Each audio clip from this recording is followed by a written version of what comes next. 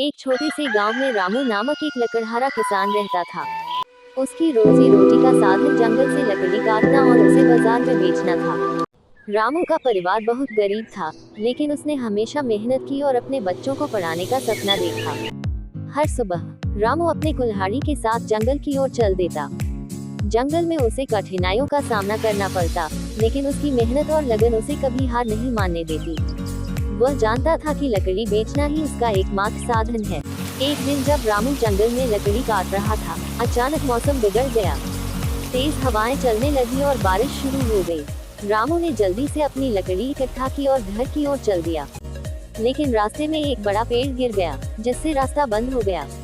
रामू ने सोचा, अब मुझे घर लौटने के लिए दूसरा रास्ता अपनाना होगा। लेकिन ये रास्ता लंबा और खतरनाक था। उसे पता था कि उसकी पत्नी और बच्चे उसकी राह देख रहे हैं। रामू ने हिम्मत नहीं हारी और दूसरे रास्ते पर चल पड़ा। दूसरे रास्ते पर चलते हुए रामू को कई चुनौतियों का सामना करना पड़ा। उसे भयानक कीचड़, खतरनाक जानवरों और कठिन पहाड़ियों का सामना करना पड़ा। लेकिन उसने खुद को याद दिलाया कि उसे अपने परिवार के लिए लड़ना है। उसकी मेहनत का फल उसके बच्चों के भविष्य में होगा। अंत में रामू ने कठिनाइयों को पार कर लिया और घर पहुंच गया। उसकी पत्नी और बच्चे उसे देखकर बहुत खुश हुए।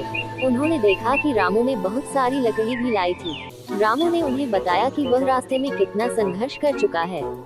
उस दिन के बाद रामू ने फैसला किया कि उसे अपनी लकड़ी के व्यापार को और बढ़ाना होगा। उसने गांव के दूसरे किसानों से दोस्ती की और उन्हें भी अपने संघर्षों के बारे में बताया। सभी ने मिलकर एक समूह बनाया और जंगल से लकड़ी इकट्ठा करने का काम शुरू किया।